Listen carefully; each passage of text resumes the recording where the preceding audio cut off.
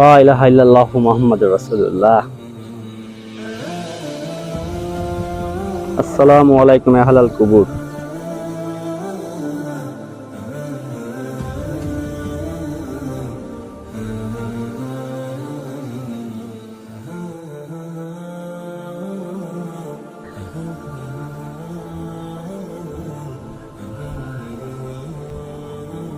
কেমন লাগছে আজকে এই চন্দ্রিমা উদ্যানের ব্রিজটি? এটি সত্যি দেখতে অনেক সুন্দর। হাঁটছি সেই ব্রিজের উপর দিয়ে। ৩৫ কোটি টাকার খরচে ব্রিজ এবং সমাধি দেখবো আজকে ঘুরে।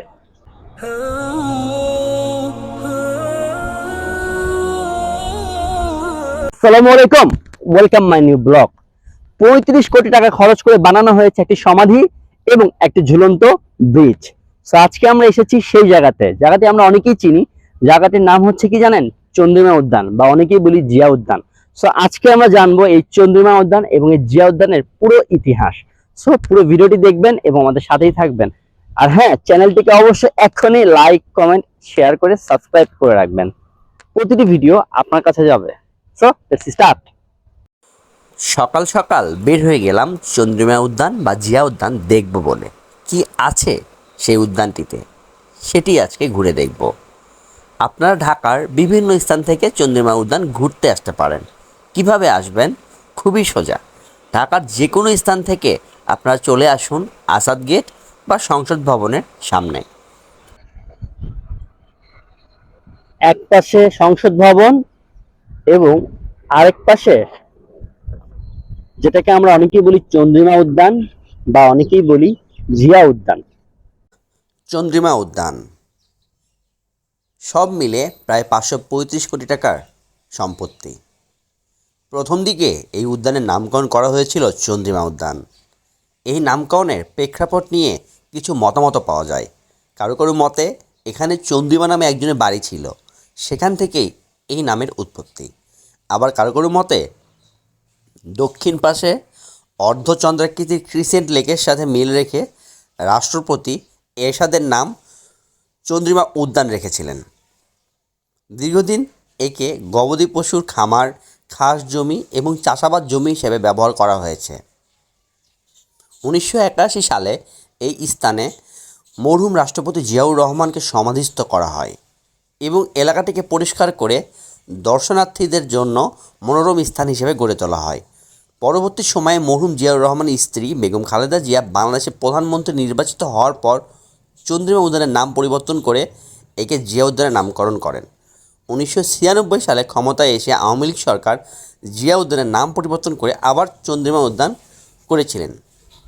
এখন আমি চলে এসেছি একদম চন্দ্রিমা উদ্যানের মেইন যে সমাধি, যেটাকে বলে প্রেসিডেন্ট জিয়াউর রহমান সাহেবের সমাধি, সেইখানে। তো চলুন দেখব।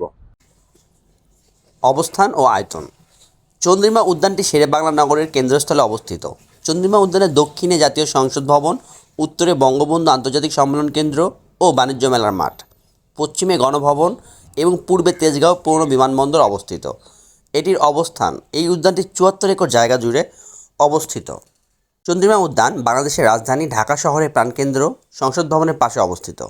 সাবেক রাষ্ট্রপতি বিএনপির প্রতিষ্ঠাতা জিয়াউর রহমানের সমাধি এখানে অবস্থিত। সমাধিকে কেন্দ্র করে এখানে সমাধি কমপ্লেক্স প্রতিষ্ঠা করা হয়। প্রতিদিন অসংখ্য দর্শনার্থী এই উদ্যানটি এবং লেকটি দেখতে আসেন। শহরের দক্ষিণ পশ্চিমাঞ্চলের প্রাত ভ্রমণকারীদের জন্য এটি একটি উত্তম স্থান। এই সেই জায়গা যেখানে আগে কৃষি কাজ করা হতো, আর এখন এত বড় বড় গাছপালা দিয়ে এখানে ভরপুর, যেটি দেখলে আপনি একবারের জন্য হলেও মুগ্ধ হয়ে যাবেন। তো সাথেই থাকুন এবং ভিডিওটি দেখতে থাকুন। অনেক সুন্দর একটি পরিবেশ। যতদূরই হাঁটছি শুধু দেখছি সুন্দর সুন্দর গাছ, যে গাছগুলো একদম মনে হচ্ছে তার শাখা প্রশাখা একদম মিলিয়ে ধরে বসে আছে। ঢাকা শহরের উদ্যানগুলির মধ্যে এটি অন্যতম গুরুত্বপূর্ণ একটি উদ্যান। প্রতিদিন ঢাকা মহানগরী সহ দেশের বিভিন্ন প্রান্ত থেকে মানুষ আসেন এই সমাধি কমপ্লেক্স ও উদ্যান দেখার জন্য। চন্দ্রিমা উদ্যানে জিয়াউর রহমানের সমাধি কমপ্লেক্স নির্মাণ করা হয় 2002 সালের ডিসেম্বর মাসে। 74 একর জমির সবুজ শ্যামলিমায় এর অবস্থান। বলতে বলতে চলে আসলাম প্রেসিডেন্ট জিয়াউর রহমান সাহেবের সমাধির কাছে। কি কি আছে সবকিছু ঘুরে দেখব। সমাধির পূর্ব পশ্চিমে রয়েছে ক্যান্টিন, দক্ষিণে ঝুলন্ত সেতু, উত্তরে মেমোরিয়াল হল ও মসজিদ। লা ইলাহা ইল্লাল্লাহু মুহাম্মাদুর রাসূলুল্লাহ। আসসালামু আলাইকুম আহলাল কুবুর। অনেক সুন্দর করে ডিজাইন করে সমাধি করে দেওয়া হয়েছে।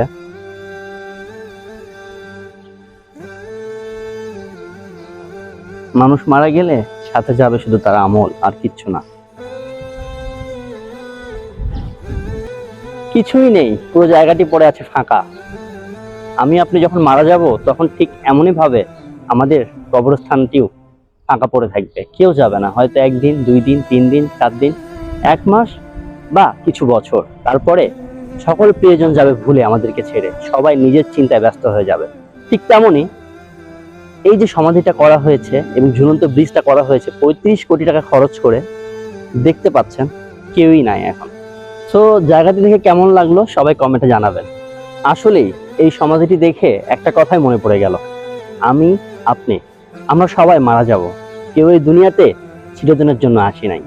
সো আমাদেরকে তার জন্য আমল করে যেতে হবে। ওকে, সো এই জায়গাটি আসার সম্বন্ধে আপনাদের কিছু আমি আইডিয়া দিয়ে দিই। এখানে আসতে কোনো টিকিট লাগে না, আপনারা বিনামূল্যে এবং বিনা টিকিট এখানে আসতে পারবেন, কোনো খরচ লাগবে না। তো আপনারা চাইলেই দেখে যেতে পারেন এবং ঘুরে যেতে পারেন এই চন্দ্রিমা উদ্যান বা জিয়া উদ্যান। জিয়াউর রহমানের সমাধির দক্ষিণ পাশে ক্রিসেন্ট লেক অবস্থিত। এটি বাঁকা চাঁদের মতো দেখতে, বিধায় ক্রিসেন্ট লেক নাম রাখা হয়েছে। এটির দক্ষিণ পাশে চমৎকার করে সিঁড়ি তৈরি করে দেওয়া হয়েছে ও দর্শনার্থীদের বসার স্থান করা হয়েছে চারপাশ জুড়ে। ভেতরে প্রবেশের জন্য লেকের মাঝখান দিয়ে তৈরি করা হয়েছে মনোরম সেতু। ক্রিসেন্ট লেকের মাঝে ঝুলন্ত সেতুর 2 পাশে 2টি ফোয়ারা রয়েছে। সন্ধ্যার পর ফোয়ারাগুলো চালু করা হলে এক নয়নাভিরাম দৃশ্যের অবতারণ ঘটে। ঝুলন্ত সেতু। জিয়াউর রহমানের সমাধি যাওয়ার জন্য ক্রিসেন্ট লেকের উপর নির্মাণ করা হয়েছে ঝুলন্ত সেতু।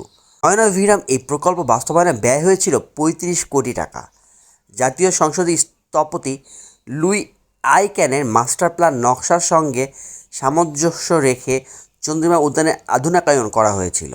কাজের সময় প্রাধান্য দেওয়া হয়েছিল নৈসর্গিক সৌন্দর্যকে। কথা বলতে বলতে বিদায় বেলা চলে আসলো, অনেক কথা বলে ফেললাম। যদি কোনো কথা খারাপ লাগে অবশ্যই ক্ষমা সুন্দর দৃষ্টিতে দেখবেন। আর আমার ভিডিওটি যদি ভালো লাগে অবশ্যই ভিডিওতে লাইক কমেন্ট করে আমার পাশে থাকবেন।